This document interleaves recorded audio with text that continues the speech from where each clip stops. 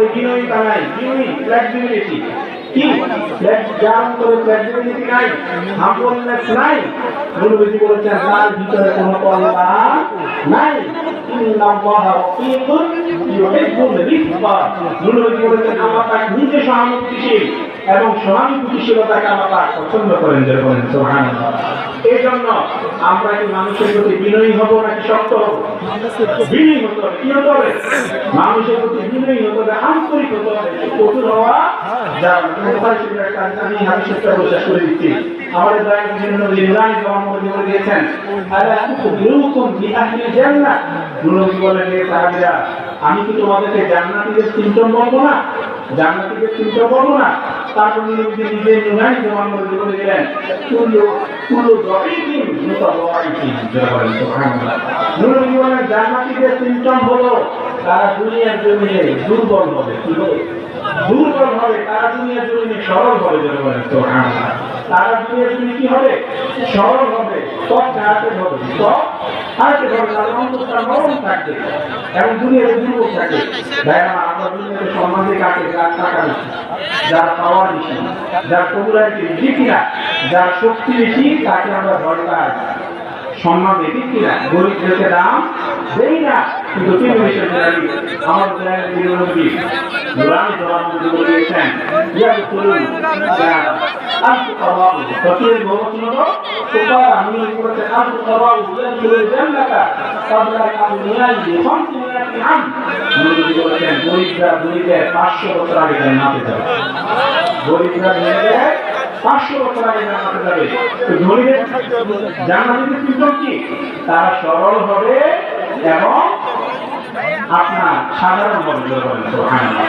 এরপর নবী বলে দিচ্ছেন, আমরা যাদেরকে বলদানি, বলদানি, বোকাবানি, এগুলি আসলে জান্নাতে যাওয়ার সিম্পটম। সুবহানাল্লাহ। এরপর নবী বলে দিচ্ছেন, আলা তুখবিরুকুম বিআহলিন নার। আমি কি তোমাদেরকে জাহান্নামের সিম্পটম বলে দিব না?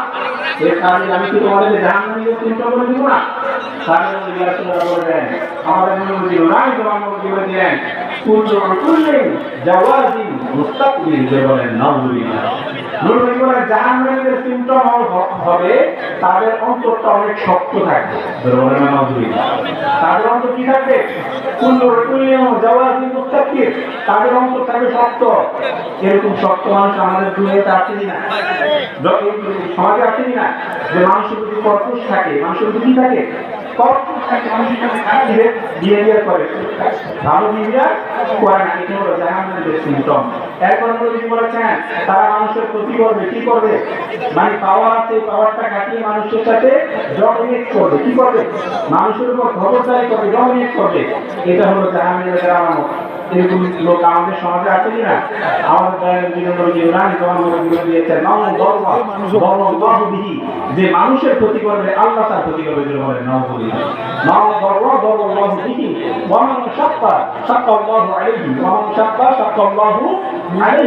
যে মানুষের ক্ষতি করবে, মানুষের মনে কষ্ট দিবে, স্বয়ং আল্লাহ তাকে কষ্ট দিবে।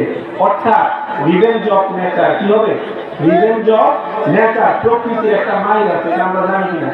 আপনি যদি মানুষের উপর জুলুম করেন আপনার ক্ষমতা করে, দেখবেন কেউ না কেউ আপনার উপর আবার কি করবে? জুলুম করবে। আপনি যদি কাউকে কষ্ট দেন, দেখবেন কেউ না কেউ আবার অন্য দিক থেকে আপনাকে কষ্ট দেবে। এই জন্য মানুষকে কষ্ট দেওয়া যাবে না, মানুষের সাথে খারাপ ব্যবহার করা যাবে না। এই যে আমরা দেখেছি বাচ্চারা আমাদের কাজ জীবন অপবাদ দিত, আমরা জেলা দিত, ঠিক কিনা? এখন তারা কি খাচ্ছে? প্রাসাদ খাচ্ছে। জিলাপি খাওয়া সুন্নাত, এখন তারা কি খায়? প্রাসাদ, হারাম খায়। আজীবন আমাদেরকে মাজার পূজারি করেছে, অথচ মাজার জিয়ারত করা সুন্নাত। মাজার জিয়ারতকে অস্বীকার করা মানে শত শত নূর নবীর শত শত হাদিসকে অস্বীকার করা যাবে। নাউযুবিল্লাহ। নূর নবীর হাদিসকে যে অস্বীকার করবে সেই নামদার নাকি কাফের। আপনার ইচ্ছা হলে মাজার জিয়ারত করেন, ইচ্ছা না হলে মাজার জিয়ারত করবেন না, সেটা আপনার পার্সোনাল ম্যাটার। কিন্তু মাজার জিয়ারত যদি আপনি না